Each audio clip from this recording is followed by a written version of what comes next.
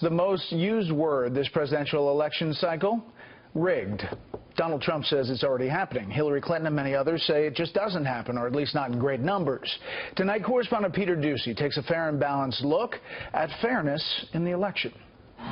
If Donald Trump loses the election in 19 days, he says it would be the result of dirty tricks by Democrats at polling places.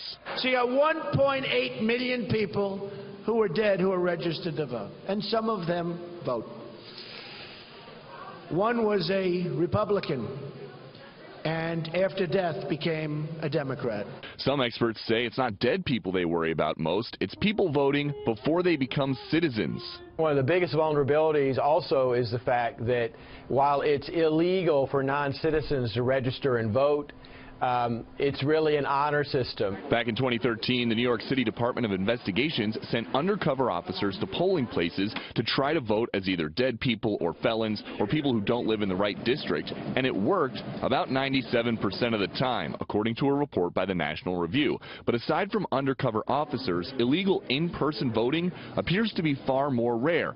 A Loyola Law School study looked at 1 billion ballots cast between 2000 and 2014 and found in-person fraud just 31 times. If you look statistically, it is more likely that a person in the United States will be struck by lightning than that we will experience in-person voter fraud at the polls on Election Day. A much bigger problem are improperly mailed ballots. 943,000 of those were rejected in 2012 alone. But the Trump campaign still wants to mobilize supporters to monitor polling places in person in swing states for any sign of funny business on November 8th.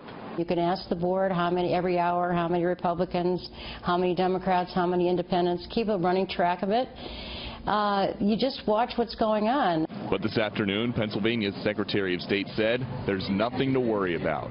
To imply that fraud is rampant at any level, from the precinct to an entire city or state, is without merit. The worry some Trump critics have is that some voters may just stay home because they don't want to risk getting hassled by someone watching the polls with the goal of helping Trump win. Brett? Peter, thank you.